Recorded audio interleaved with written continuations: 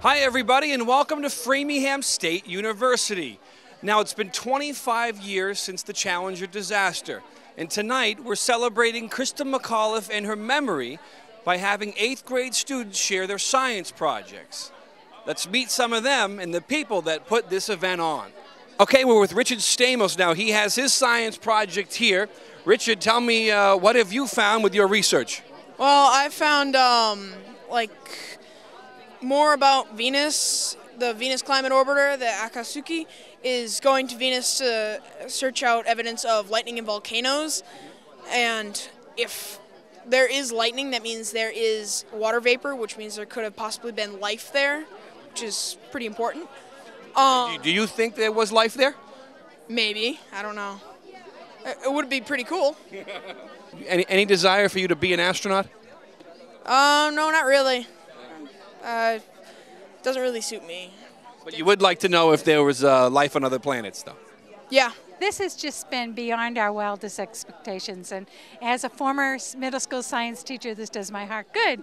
They really have come through. The students have gone to primary sources for their research. They've talked to scientists all over the world, at NASA, in the area here. They've Skyped with them, so they're using all that technology, and I think it's really an amazing opportunity for them to really get into their learning in a very real-world way, which is the way they should be learning, not just from a textbook. I was never good with textbooks. You're the one who sold them all back at the end of the semester, is that? I used to sell them halfway. So we're with Alexandra Schaefer, and she has a science project too. Alexandra, what's your project about? Our project is about the first mission to Pluto. The New Horizons spacecraft is what left in 2006 on July 19th, going 36,000 miles per hour towards Pluto. And in 2007, there was a Jupiter gravity assist. And that gravity assist slingshot the probe up to 47,000 miles per hour, which is the fastest a spacecraft has ever gone that we have made. Wow. And that's really impressive. When I was your age, Pluto was a planet. But nowadays, they say it's not. What do you think? I still think Pluto is a planet. One of the things that one of the researchers told me, actually most of the researchers showed me, is that they sent me emails before I could even say thank you to them. They sent me emails saying thank you.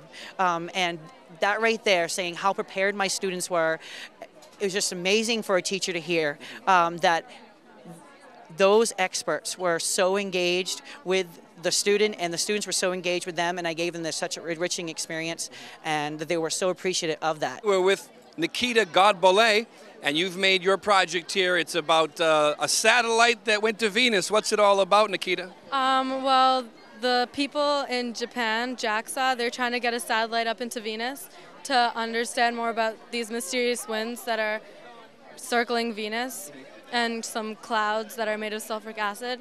So they're trying to figure out more about the atmosphere of Venus. Do you believe in life on other planets? I do. I think if there's a planet like ours here, there might be a planet somewhere else like ours. What about our planets that are local here? You think we can find anything out there in Venus, Saturn, somewhere?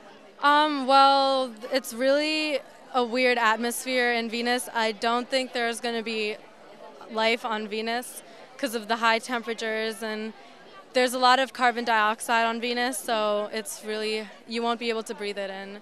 We're about to become a NASA Education Resource Center here at Framingham State, so we'll be able to provide teachers with a more direct line to NASA's resources, and they have tons of educational materials. So they've been wonderful in supporting us. Well, how would we heat it up efficiently? And I decided, well, we could use a little bit of uranium to heat it up in a nuclear reactor and shoot it out very fast. Recently, while I was doing research for this project, I learned that NASA had the exact same idea. So that's pretty cool. Uranium. You know about uranium. How did you learn about uranium? Well, in 6th grade, I was obsessed with nuclear energy. With a higher exhaust velocity, you get a very high efficiency because you're making the most with the mass that you have.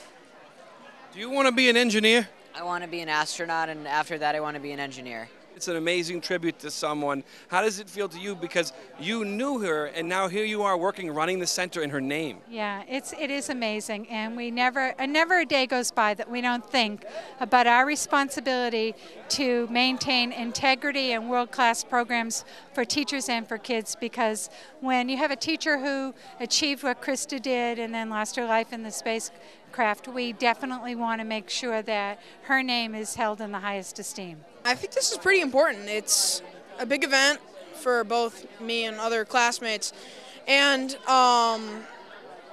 it's kind of remembering her. It's keeping the legacy alive. All right, folks. Well, that was our trip down here to Framingham State University, seeing those 8th graders from the McAuliffe Middle School. Back to the studio we go.